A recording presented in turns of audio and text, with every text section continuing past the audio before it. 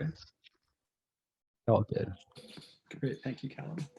Okay, so welcome to listening to Indigenous Voices. Today we have my very, very good friend, a longtime friend, Gregg Deponte of Ola Aina Farms, sharing today about farming in climate change.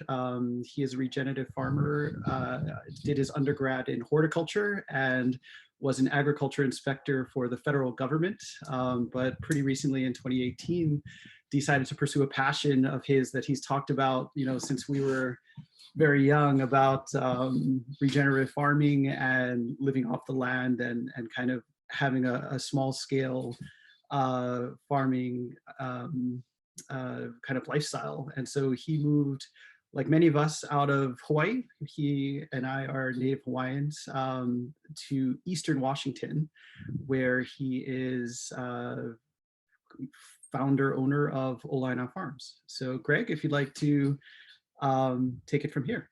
Thanks for speaking with us today. Sure. So let's share screen.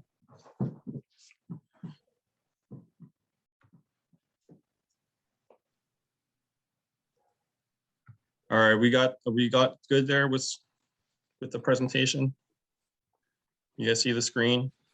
We can see it. Yes, cool. All right, so my name is Gregg Deponte. Like I said, I'm in northeast Washington State. This is land that was habited by the Colville Nation. I don't really know much about the indigenous population that is here. It is something that I've really considered trying to reach out to them to learn more about their history here. But time, it's something I haven't had the time to really do. So I do run Ola Aina Farms, but really, this is it's a shared thing that I do, and my real day job is actually taking care of children, of 2 kids.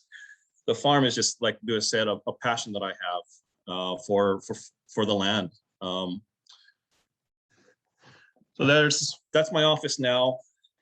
That's a nice June day with all of our sheep being rotationally grazed through a pasture. It's not always like that. It's not always, fluffy clouds and blue skies with animals behaving like they should be. And it's a far cry from my former life of working for the federal government in the hustle and bustle of what I did previously. And I much enjoy, this change that I've had, and especially to devote time to learning about agriculture. And this is just a little bit about the farm. And like Lewis said, the farm name came from just thinking about things. And I really think that the farm name Ola Aina, which translates to healing land, really was a really great fit for what I wanted to do with my farming enterprises. So right now, my main things is that I do raise grass-fed and finished lamb, and we do raise some chicken broilers, all based through regenerative ag practices. I also do some export and consultation and fencing, electric fence sales and consultation as well. So what is regenerative ag? So you ask that question to 10 people and you're probably going to get 11 answers. To me, it's in a holistic agricultural practices that aim to regenerate, rejuvenate, and accelerate the advancement of soil health, nutrient-dense food, and resilience for the environment. The 5 practices that are able to accomplish that are keeping armor on the soil, minimizing disturbance, maintaining living roots, increasing the diversity on the land with both plants and animals, and integrating livestock. Those are all key things, and they all work together to accomplish that goal.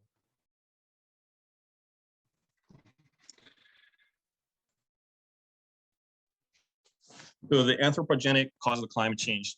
And a lot of people are thinking about climate change from the main point of greenhouse gases, which I believe it is a significant part of it. But one of the things I've really come to look at was landscape modification and what we've done to the land to disrupt the ability of the land to heal. And so this is a picture I took from my airplane seat recently when I was coming back from Colorado. And you can see on the upper side of the picture, it's all fields. Those are all crop fields, and it's probably grain. And you look at the bottom and it's all forest. Well, if you look at it, what's alive? It's the forest. What's dead? It's all the land that we've been cultivating. And it's because of, in my opinion, some poor practices that we're doing for agriculture. And we are responsible for that. That's a really big issue because, you know, with having a, you know, as I talk about the 5 principles, having that green living forest there, and it doesn't have to be a forest, it could be grasslands or whatnot. That is what's fixing carbon and sequestering the carbon and also helping our water cycle. So how is climate change affecting production? There's a lot of things that, as a small farmer, that I'm starting to see, and we've been seeing. Probably the biggest one that in my area, and just to give you some reference, it's a Mediterranean kind of type of climate. So we have a good amount of snowfall, and we have some spring rains, and then we have no water for 3 months. It just is a desert, and it dries up. And then fall turns around, and we get a little bit of moisture, and then we go right back to wintertime with snow and the end of the growing season. When it's actually, when you look at what's happening around the world, I think our area is very unique because when you look at some of the most productive places, and the African savanna is a really great place, even though it's really hot and dry, they're getting rainfall during periods where the plants have the ability to grow. In our area, we don't have that. And so that's why, like, the biggest thing that I try to emphasize with people is managing water it's our most important resource. It's number one.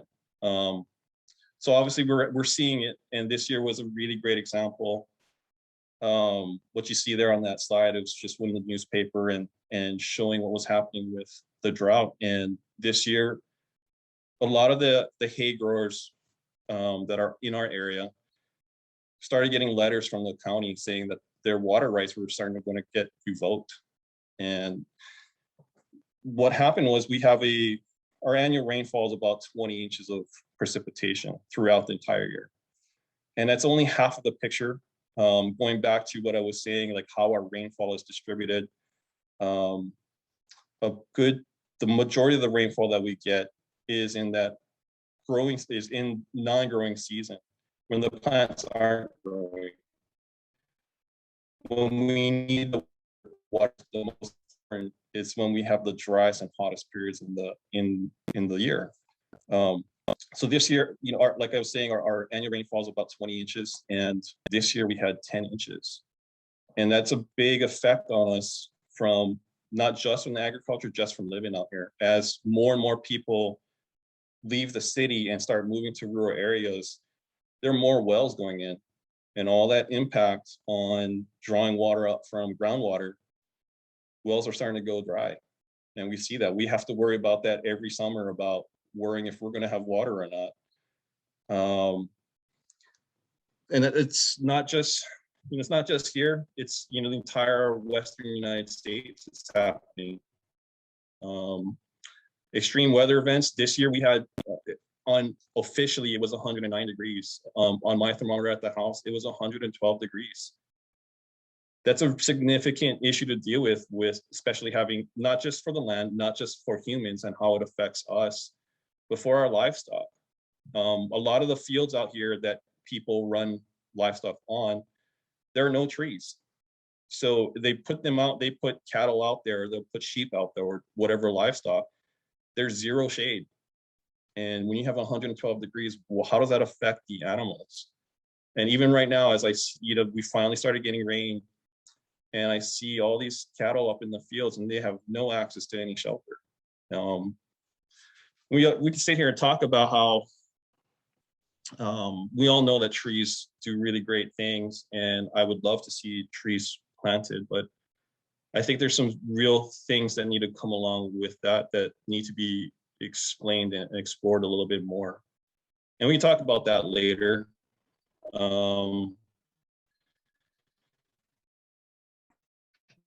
That's a big one for the Western US. On the picture you see there, I was on a night patrol as a volunteer firefighter, and that's what happens. The trees are so dry, and we're evergreen forest, so it's mostly made out of pine tree and fir trees. And when the trees get that dry, and there's all that pine and the resin inside of the trees light up like sparklers. And it's a really scary thing for most people. If you've never been through a fire or you've never been a volunteer firefighter, you'll never get close to it. And it is really scary, some of this stuff. It's on everybody's mind out here now because of how the frequency. And as I've talked to people in our area who have lived here for their entire lives, essentially, they've told me that in the past that wildfires would only be 30 to 50 acres. Now it's quite common to see the wildfires getting to 100, 200, 500, 700 acres in a few hours. And when you see that kind of stuff, everybody starts panicking at that moment. But what could you have done to help mitigate that beforehand? Pest and weed pressure, that's, again, it's, when we're looking at a lot of the pastures that I graze animals and what I see others are grazing animals, we're using forages that need assistance to really thrive, and they need water. But without the water, the weed infestation is getting a lot worse because the weeds have a competitive advantage over improved pasture grasses. So the other thing too, with the heat and the water, we have more bare ground, and that actually helps to increase pest pressure. For example, grasshoppers, it's a big one. With more bare soil, the grasshoppers can lay more eggs, and the proliferation of them it's unbelievable. You walk through fields and you'll just see like clouds of grasshoppers flying. And what that cost on production isn't really measured, but it's a definite cost because they're eating food and affecting the forage that our livestock are going to consume. The big one for this year in our area is cost for feed. So, and Lewis was there a few years back when we came up to visit. We went and bought hay out of the field, and I think at that time I paid about $260 for a ton of just regular grass hay out of the field. That isn't even an option anymore because of how bad the drought was. There was no harvest essentially on a lot of places. There was no hay production. And so now we're looking at hay prices of $350 to $400 a ton. So that cost has to be passed on as a producer. I can't assume that cost. I have to pass that cost on. And so the effect of it is, well, food prices are going to go up, right? Like there's no other way. When you have that kind of increase, there's no way around that increase being absorbed by a producer. We can't afford that. It's, farming is a razor thin margins. And to be fair, some of that feed, people are griping a lot about the feed prices that are available. And what it is that is hay that's grown for the export market. So it's high quality hay that's actually meant to go overseas, but for whatever reason, it hasn't, and it stays local. And because of the quality, that's another thing that affects it. So we're getting a better quality feed than we maybe normally would have gotten. But the sheer cost that we have to shoulder for that, it's really high. What it means to us, and I guess kind of just talked about it with the hay. This is a picture I took when COVID first hit, and we all saw it when we went to the store. Shelves were empty, and that's what I think a serious concern for us with production is that, as the effect of the droughts that we're having, it's making people sell off their herds and their herds of cattle or the flocks of sheep or what have you. And that has big implications, because as the small producers who start supplying the chain with calves that enter the feedlot dries up, there's going to be less cows. And so what does that mean? It's like a 2-year cycle where it takes 2 years from that cow being born essentially to the time it gets slaughtered. So right now, if we have people selling off a lot of their herds, they're not going to be able to produce the same amount of cows next year and the following year. So, you know, on just alone on beef, you know, it's going to happen where the availability is just, it's not going to be there. You're just not going to be able to walk into the store and just buy beef or pork or chicken.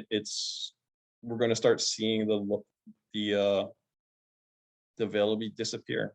Increased cost, for sure. And there's a lot of other things too it's not just climate change that's affecting the cost of the foods. You know, part of it is what's happening with legislation. And some of it I support, but some of it I think we didn't really think through when we decided to say yes to some of these things, what the effect of it was.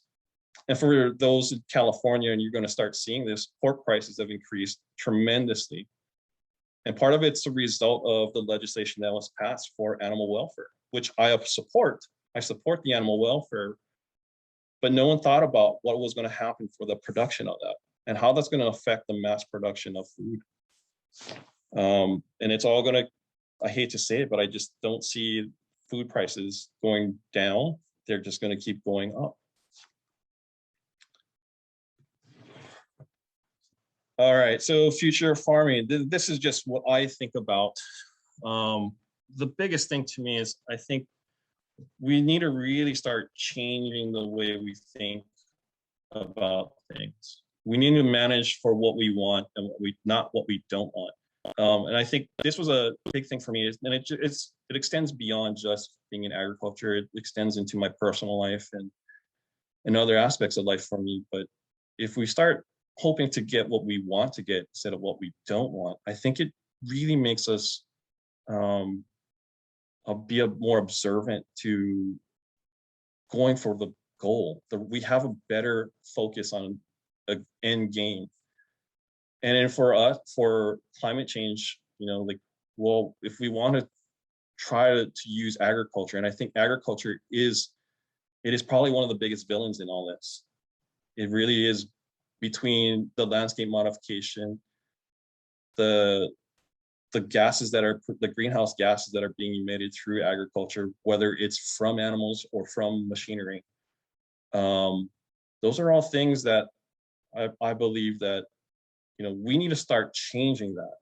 We need to start making people think differently about it. But it's like probably the most difficult thing that any of us can do, is to try to change the way someone thinks about a certain thing.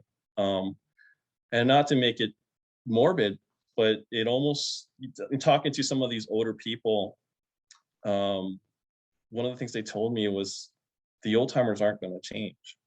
And there's the next generation who itches for it, and they're coming up. But what it's really going to take, and this sounds morbid, it's going to take the old timers dying off so that the change can actually happen. So the next one is looking at working with nature and not against it. And I think that's a really important one too. Like, if all too often we look at agriculture and we look at people just using machinery to do things, and why not use livestock and what they were naturally capable of doing and use them to produce an end result. We're going to end up harvesting the animal for ourselves for consumption, and then the byproduct of the work they've done for us, it's something we need to look at as well, to, you know, work with nature. Developing livestock and crops that are adaptable to the environment, that's something that I've had a lot of interest in, and it's not just solely based on climate change. I think the biggest issue for me is I want to see animals and crops that are highly adaptable. That's what we're going to need in the future, to be able to deal with the different types of environmental, or the environmental arena that we're going to be producing it. And if we're in my situation, I have to look at animals that can deal with heat and cold, drought, you name it, environmental pressures. And that's not something that I think a lot of people are looking at. They're looking at solely on production side of the weight as a livestock producer. They want to manage for weight. And that's one of those things I have conversations with people and say that if we actually develop the livestock to be adaptable to our specific locations, that's how we can actually come up with more weight. And instead of actually having to supplement that gain of weight, the genetics themselves being expressed in the environment leads us to having higher weights. And it's a project that I'm passionate about, and that's what I'm doing with my sheep. I've tried to dabble with that with cattle, but I'm just not set up to deal with cows right now. And we have to sell our cow that I was hoping to do some work with. That's just the reality of being a small farmer. To me, increase carbon sequestration of the soil, and I think that's a twofold thing, right? It's not just sequestering the carbon to get it out of the atmosphere into the ground into a stable form, but sequestering the carbon also creates aggregation and pore space in the soil. And going back to what I feel is the most important thing that as a farmer we need to manage, and I think as a society we need to start paying more attention to, with water. The more pore space we have, the more water holding we have for both when we need it and to absorb more water if we have heavy rainfall events as well. So it's a great buffer. And for any one reason that I talk to people who say that, well, I don't believe in climate change. I'm like, well, look, the science is there behind carbon sequestration about what it does to help you. So even if they don't believe in the greenhouse gases and all that stuff or climate change, I always come back to this point. Well, how about if you increase your carbon, you're going to have more water, right? And in our environment, that's the number one limiting factor is water. Changing consumer consumption habits, I think, is also a big issue. And it's how do we get people to support the type of farming like what I don't want to say I do, but that's essentially what I'm trying to do with regenerative agriculture, about thinking about how climate, the social aspects of things, all plays into something like farming. And when it really comes down to it, it's very, very difficult because it's all driven by economics, right? Like if you can't pay for the product, you're not going to consume it in the first place. But as a producer, I think the most important thing for me as a producer is all these things matter to me, but in the end of the day, the number one thing that matters most is that I produce a product that gives you a unbelievably great eating experience. And that's what I'm trying to do with the sheep that we raise. Because if you have a great product, people will come back for it. But if we develop and we try to sell grass-fed animals, which I see a lot of people doing, and they don't do it, I think, in a great way sometimes, it produces a bad product, and then it gives grass-fed meats a bad name.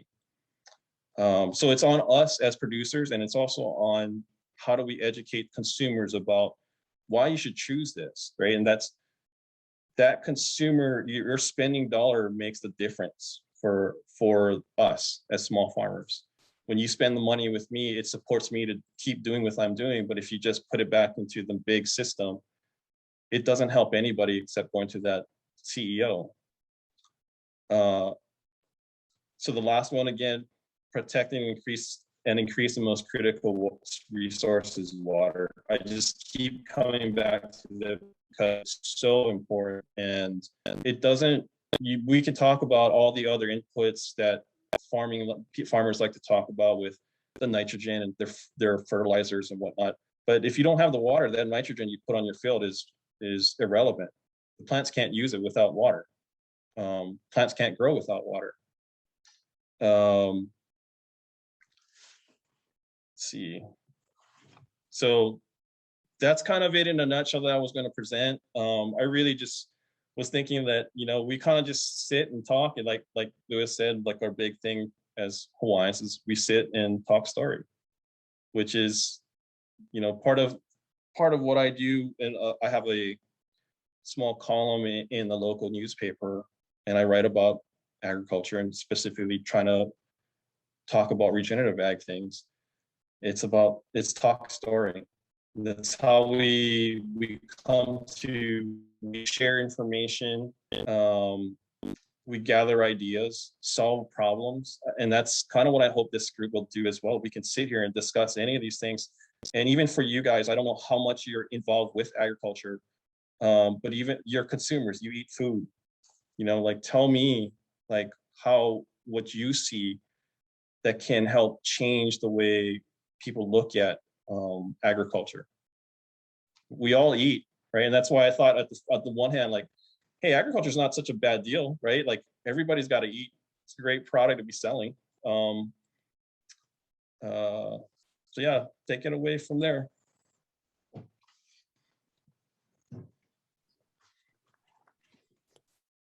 Any questions? I hope we get something talking. Yeah, I have a question. Yeah.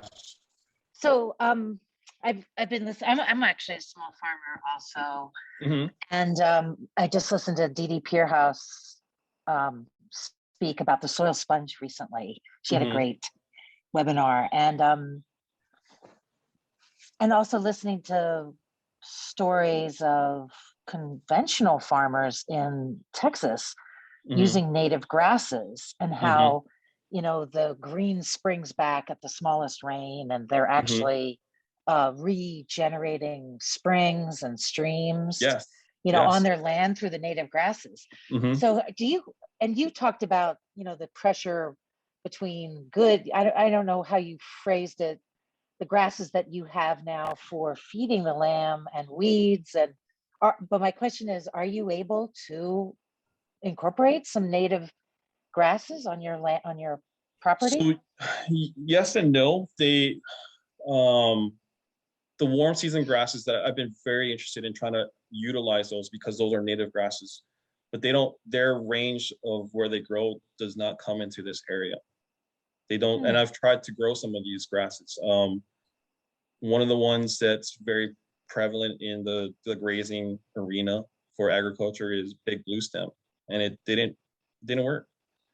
It's not to say that they don't. There's like, I think there are situations where they can work, right? If and I think the biggest one for me with how do we develop this and talking about the water is it's really using silvopasture, incorporating agroforestry, using trees into pastures, because that's I think agriculture looks at ground in 2 dimensions, right?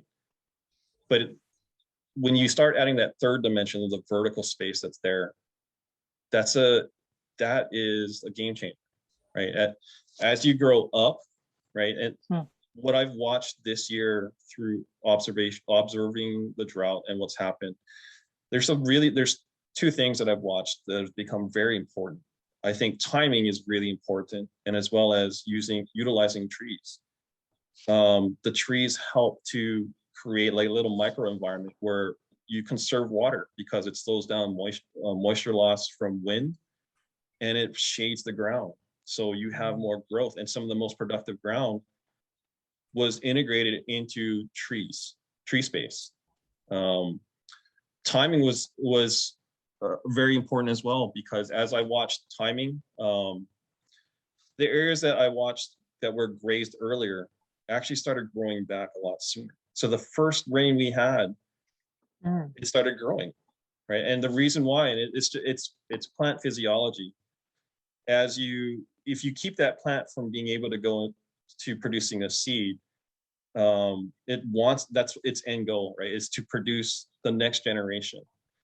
And if you stop that from happening by mechanical means or using livestock, you set that back. And in our environment where we have drought, so basically if you take the first grazing off of the grass, by the time you do that in late spring, the weather makes it so that the grass goes into dormancy.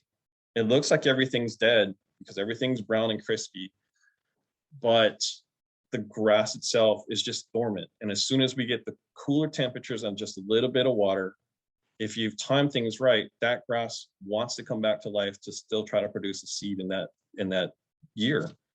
And that's an advantage. See, it's utilizing some of these things to produce the most amount of both, whether you're looking at it from a food crop for humans or for animals, it's very important to look at that. Like, how do you keep, and that's one of the principles about regenerative ag, right, is that living root. That living root keeps that growth happening and maximizes that growth potential. Yeah, that's what I've seen happen. Like, and people are kind of surprised. And even to the farm I'm at right now, it's an organic dairy, and we share very similar ideas about a lot of things. And watching their landscape through what the practices they've done, it tells me that what we are doing works. And it's trying to find some of these outliers who have the crazy ideas. It's like, for one of the examples that I shared recently on a farm tour was, our area is really geared toward hay production. We don't grow much in the way of cash crops like grains. We don't grow corn. There's a little bit of soy that's grown further south. We're a hay producing area. And what ends up happening is, as a livestock producer, if your animals aren't moved quickly enough, the grass basically the grass changes. So from a very palatable and tender plant, and the plant becomes lignified. And if it's lignified, it has very, very low nutrition. So if you can cut the hay early and just leave it in the field, and you cut the hay, you rake it up into a row, and instead of making a bale of hay, you just have the animals graze it. Because if we're not having rainfall, there's nothing to really destroy the hay crop. But it's that outside of the box thinking that some of these guys are coming up with, that's the stuff that's going to make small producers be able to survive. You have less feed, and you've timed it right. That's less feed that you have to purchase. That's more feed that's higher nutritional quality throughout the year, throughout the grazing season. And then as fall comes around, then you're having more regrowth. So there's a lot of really interesting things happening. I wouldn't say our area is very forthcoming with some of these ideas. They're very much rooted in tradition. And that's a big deal, right? Like, changing a lot of the farms around us are 100-year farms. They're centennial farms. And these people, the farmers that are farming this land, they don't want to change. Even when they see everything happening around us with, the heat, the lack of rain, the crazy, just the changes that they're seeing. And it's mind-boggling to me. And I come to this group going, how do we change that? How do we change people's thinkings that something's happening around this? And whether you believe it or not, these basic principles will help your production anyways. So why not even do that? It's the mind-boggling questions that I have about the resistance to this change. Yeah, we see it here too. We see it everywhere with commodity crop farmers. Yeah. And they're pushed in a certain direction by USDA and the policies. And so it's really interesting to see, I don't know how much you've keyed into CCL, Citizens Climate Lobby, but we're all about policy and legislation and bipartisan, right? So there's a bipartisan bill, and it's the Growing Climate Solutions Act. But it does, have you read at all about it? No, I have not. Mm-hmm. My big thing right now as a livestock producer, like, my biggest barrier from getting something I'm raising on my farm to a customer is the meat processing. And so I'm focusing a lot of my attention toward that arena right now and seeing how we can make this more accessible to more people. Right. That was my other question for you. Where do you sell your product? So it's direct marketed, and we're a small enough operation that we just sell to friends and family. You know, this isn't, I'm not if I had to rely on farm income to sustain my family, we would be not here, right? That's the reality of small farmers that I think people need to really understand. Like, small farmers cannot, I shouldn't say cannot, it's very difficult for small farmers to be able to provide a decent living through agriculture. It's really hard. You have to be very creative. And that's why, you know, in the beginning, when I introduced about myself, that's why I have all these things. That's all avenues that I'm trying to make money and income as a small farmer. And that's what we have to diversify, which is almost, I want to say, that's not what most people tell you about business, right? When you're going into business, you want to concentrate on being one thing, and you want to be the best at that one thing. But as small farmers, we have to do everything. We're everything, right? We have to do, I'm the marketer. In my case, I have a wife who's a bean counter. So that's very, good. Very helpful, right? Yes, but you know, everything absolutely. Else, it's relies on my shoulders to do it all, right? All the research, the marketing, the social media, you name it. It's a lot of stuff. And that's how, you know, I've talked to other people, small producers and whatnot, and just landowners, like how there's a lot of interesting co-ops. Yeah. And maybe that holds some keys to the equation. Like, if you can form co-ops, the problem with the co-ops is that people have too many different ideas about what they want to accomplish. Greg, there's a good model here. I'm going to hop in one sec just because Maria had her hand up for a bit. If we can finish that thought and hand it over to Maria. Yeah, go ahead, Maria. I see Andrew too, so you're next, Andrew. Yeah, just wondering if do you see any realistic kind of near-term pathways to getting compensated for soil carbon sequestration? Oh, like, especially at such a small scale. So the carbon credit thing, I think, and I had a conversation with Lewis about this very recently, and I think actually the carbon credits might end up being a disaster for small farmers, because as what's going to end up happening is that big business is going to chase that, and they're going to start driving up the cost of land. And as it is, I'm a small farmer that doesn't own any land. I operate completely on land through handshake deals that people offer to me. When I looked at the latest realtor report from this area in Northeast Washington State, land prices have doubled in the last 2 years per acre. So as a small farmer, my income is not doubling. How am I supposed to even make it in there? And now if you attract that, you know, land is going to be a commodity, and it is already a commodity as how people are viewing it. When you start putting that price tag of carbon onto it as well, and that's a source of income that can be generated, it's going to help big businesses, but how's that going to help the farmers to actually farm? It's like a barrier that's being put up there. And I don't know if, again, like when we talk about a lot of these things, like, has anybody really thought about that side of it from the farmers? Like what that barrier brings in when you do that. Like, I'm not saying that I don't support the carbon market, which that thing to me is like, it's very confusing, to be honest. It seems like there's two different types of carbon markets you can be selling in, and one is trying to be verified by the government, one's a voluntary.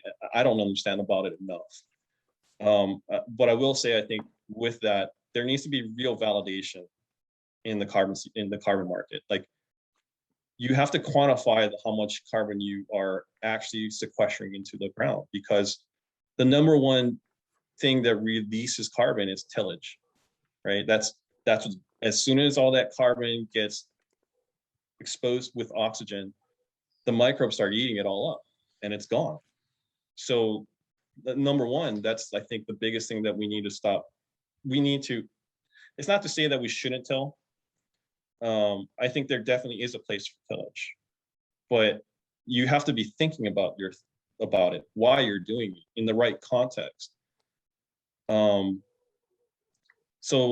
like going back to your question, the carbon, well, I think there's merits to it, and I'd love to see how that can work, but I think something needs to be addressed at the small farm level to keep small farmers able to do this.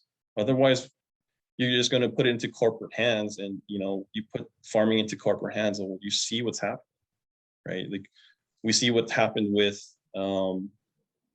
when big business gets into things like this. The driver's money, and it's not that it shouldn't be. Like, this is a capitalist society. We are here to make money, and I'm not going to be ashamed to say that. Like, I need to make money, but some of this stuff we need to really think about the effect of it, and having other farmers involved with the carbon market, not just like how does it work, but what are the issues that come up with it. I'm glad you brought it up, because that's, again, like I really think when you start putting a price tag onto it and it attracts people with money to be involved with it, it really is going to make it hard for others to participate on the level, say, of a small farmer who may, we're the ones who come up with we dream up the ideas that big business is too afraid to deal with.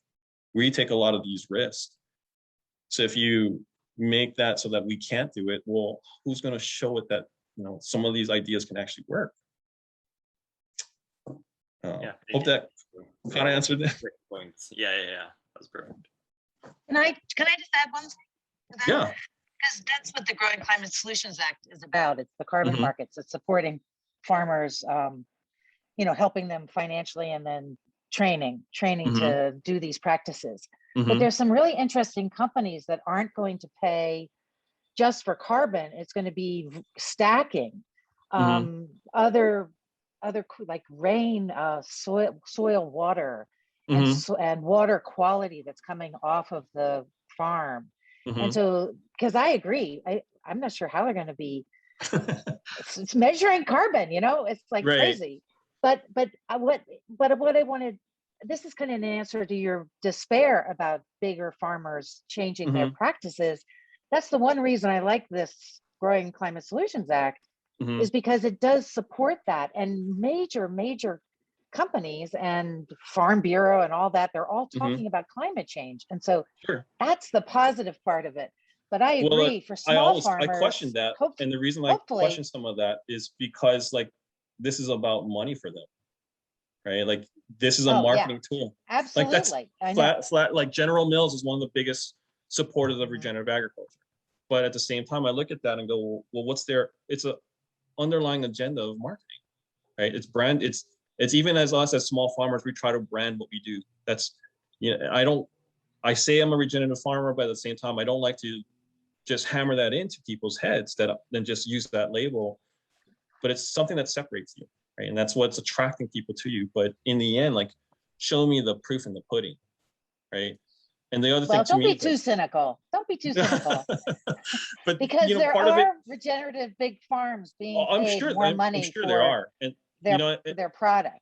From the thing with that to me too is, like, why should you're going to benefit by sequestering carbon, right?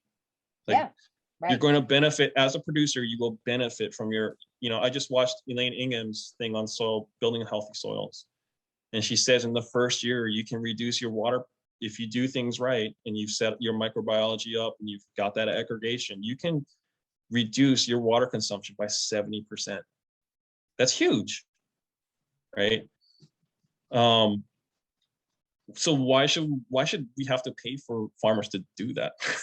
Right? As a producer, you're benefiting the most.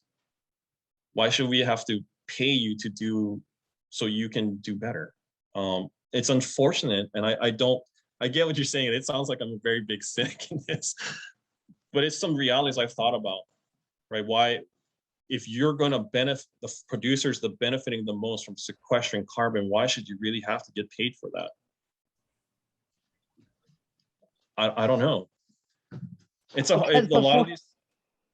Go ahead. Before they were being paid not to do any of those practices, you know, through we saw government policy. Right? We saw what happened with CRP, right? We know what happens with CRP and how unproductive that is for landscapes. And yet the government still does that. Instead, they still talk about how great CRP is for protecting watersheds and whatnot. But in the reality, that's like a lot of land that's taken out of agriculture production and just let to go back to whatever, and it does nothing, right? Because as soon as that grass hits senescence, nothing happens anymore. But if we keep it constantly growing, that's more carbon we're cycling. That's more water that we're holding. I think it comes down to, in the end, like producers just need to, producers really need to focus on producing a high quality product and be rewarded for producing high quality products. That's what it comes down to. Anything else? Anybody else want to talk? So policy wise, oh, sorry, go ahead, Kareem. Do your final thought. I normally do. No, I can keep going. Lewis knows I can keep talking for hours. So if Definitely. you want to get in there, like, raise your hand and start talking. I think Andrew just raised his hand as well after you, Karina.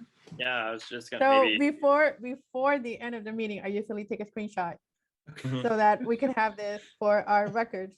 So if anybody would please be kind and show yourself on camera for a second while I take this photo, that would be great. Okay, ready? Here we go. 1, 2, 3. There, wonderful. Thanks, go ahead, Andrew. Thank you. Yeah, just wondering if you had any sort of culture shock in terms, like, with respect to your farming practices moving from Hawaii to Eastern Washington, where anything just was kind of radically different from what you learned and wasn't working, and then you kind of had to adapt to hyper local conditions. So I think I had enough time that I was able to transition because I didn't jump straight into agriculture production. Coming from a tropical environment, essentially, like, I hate to say it, you can throw some seeds on the ground and they'll grow. I think that's the benefit of being in those areas. But then, when you come to a different climate like I am in now, and I've lived in various places in the US, it's always a learning. There's a huge learning curve when you go to somewhere new. Fortunately, being able to network with people definitely helped shed some light on some of the challenges and how they overcome some of the challenges in any particular area. That was very helpful. But I think a lot of it, when you just using observation, like that observation skill is such a big thing that we need to be paying attention to, not just with agriculture, just in life as general. Observation is like a key component to success with this, into life period. I think, like looking around, and we're again coming back to that, working with nature, right? Like nature is giving you signs if you're willing to take the time to look. And that's, like, to me, like trying to encompass both of these things with, producing healthy food and looking at ways that small scale we can, a lot of these things that we're trying to do on a small scale to actually say that we're sequestering carbon and whatnot, like how scalable is it, right? That's a big question mark with a lot of people. And I think what's really interesting to see is some of the people who are in the forefront with ag doing this stuff, they are doing it on the 1,000-acre landscapes, right? So it is completely possible to do this stuff. But how they go about it, like, you have to, I think there's an element of luck. There's definitely, you have to be willing to put the hard work in. And I think a lot of people are looking for easy street, right? They're always looking for the silver bullet to solve a lot of the problems, and they're not willing to just work hard.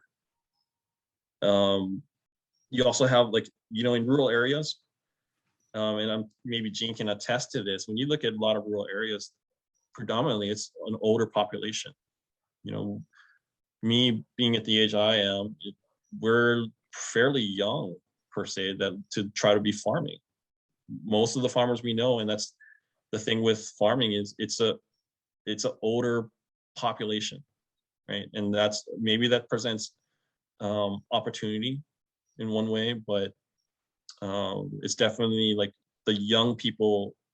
And that's why a lot of like things that happen with agriculture are surrounded with 4-H in rural areas.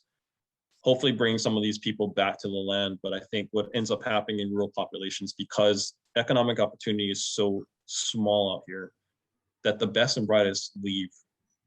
And so what you have staying back maybe aren't. And then what ends up happening for change is that you have the influx of people coming back to work on the land are the ones that will be progressive in thinking about how to do things. So that's what I look about with that. So what do you got from your perspective when you look at, oh, go ahead, Maria. Yeah, so what you just said about 4-H brought about like this memory that I had of working with the Extension Foundation over the past year. And so like they do a lot of work with youth, like you were saying, and they also do a lot of work with universities and like in those spaces. But like you said, it's like there's a lot of tension because of this like traditional aspect within agricultural spaces. And so I guess my question is like, what potential is there to bridge those communities so that the ag space can become more like adaptable to like the growing problems of climate change? So I think it's really difficult because, you know, for in our area anyways, and I'll just say it for what it is, the extension service for land grant universities is very underfunded. And so being able to outreach, you know, to do things like that is, you know, it's not there. We don't have like, and these, you know, I'm a part of a couple of soil health groups in the area. And it's one of the topics we've talked about. Like, we cannot sit here and wait for extension service, like USDA or any of these government entities to do anything, because they won't. So it's really become to us as small farmers to develop some of these quote unquote radical thinking in agriculture production to do it. Well, how do you bridge that gap? Well, I think some of the people who are involved with 4-H are the key components that we need to look at. They are the ones that can introduce some of these principles about soil health and how that can change climate, how that can mitigate some of the climate issues we're having, and bring the next generation to that point. But I think that's where it starts. It's with that youth, right? To get them to know that. And it's a very difficult thing because just like everything happening right now, it's very easy for that stuff to get politicized, right? And in this area, in rural areas, I don't want to just saying it for what it is, progressive thinking about and being open-minded is not really receptive. It's not really receptive in areas like this. So changing the people who can have the most effect, you know, by being actually on the land already, it's an uphill battle. I've heard this sentiment that like farmers are saying, don't tell me about climate change, just tell me what I can do so that my crops grow. Right. And so that's true? I would say it is to a degree. But in a year like this, when we had so little water and so much heat, they just kind of walked away from it. And that's a danger about some of the programs that exist with USDA, right? Like crop insurance is a great one. Right? I can walk away from producing the crop and I'll get paid out. So what's my incentive to grow anything? That's horrible. Like some of these programs that are developed are well-meaning, and I wholly believe that. But you know, from my personal experience working with the federal government, a lot of this stuff is not meant to. It's a CYA for the government to say we tried to we did this to try to mitigate that. But was the program ever intended for success? No, it wasn't. It was just so that when someone came to the government to say, well, what did you do? Yeah. They can say, hey, we did X, Y, Z thing, but it didn't work.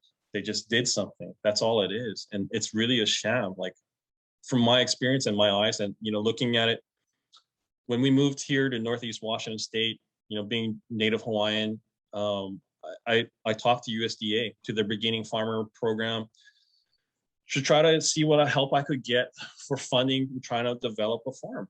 And, you know, it was really a very, very sad experience. And I think at this point, me being able to reach out to USDA is not even really on the table anymore, because you've been no help to me. You've been zero help. The help that I've gotten really is through other younger farmers who we all have similar mindsets, and some through the conservation district. The extension service is almost, you know, for lack of a better term, they're non-existent. I don't know what they really do to help people out here.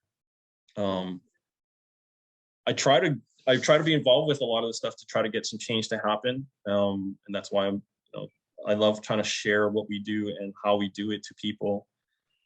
Yeah, it is to help. Obviously, it's to help me as build my farm, but at the same time, like, we're looking at this, I think part of it is we need to develop the relationship between people, right? That's something we need to focus on, is developing that human relationship with people so that we can share things and move towards betterment goals, right? And to me, like, with agriculture being the way it is, it's really hung up on tradition, and trying to break that tradition. I don't know what the answer is. And that's one of the reasons why, like, I've thought about it. Maybe Lewis planted the seed a long time ago when we first moved up here. I really wanted to make that connection with the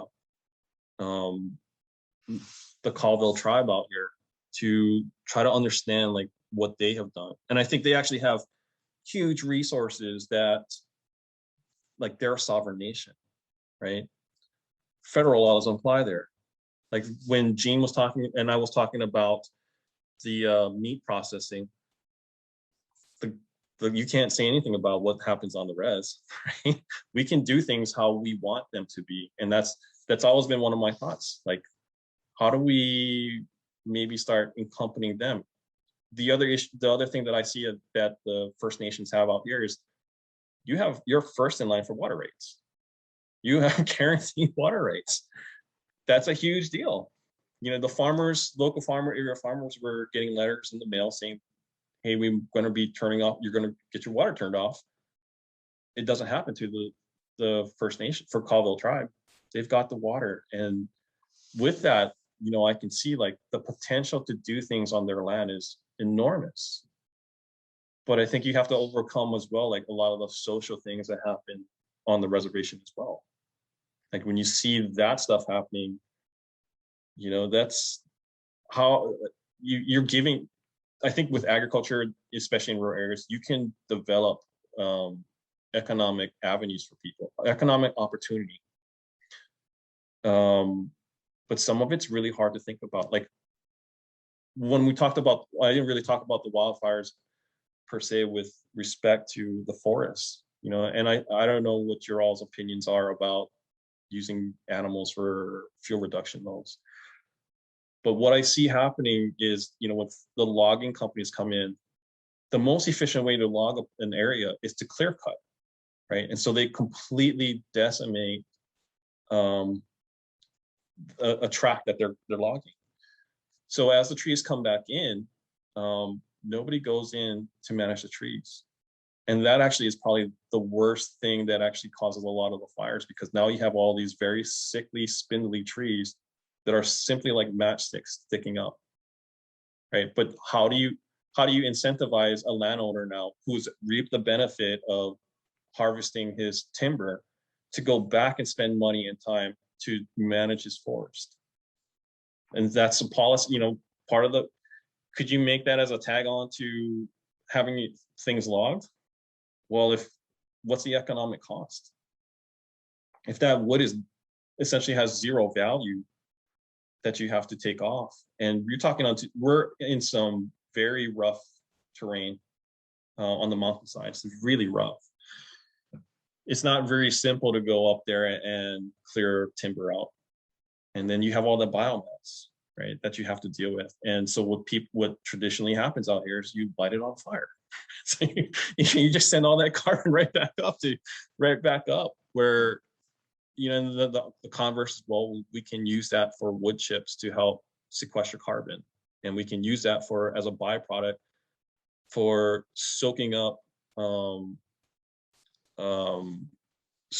urine and manure in sacrifice areas where we put animals. But what's that cost of fuel? What's that it takes to grind all that up? It's not cheap. Yeah, that's a big one for me, because I've looked at it. California is a great example. California has what's called mat grades, and mat grades basically aligns landowners with custom grazers, kind of like myself. It lines them up, and a lot of it is based on fuel reductions to do so. And there's a huge benefit, like there's a huge benefit of lining those together. And I've talked to local people about that, including in government, but there just seems like this resistance to it. I don't know why. Like, the program is working.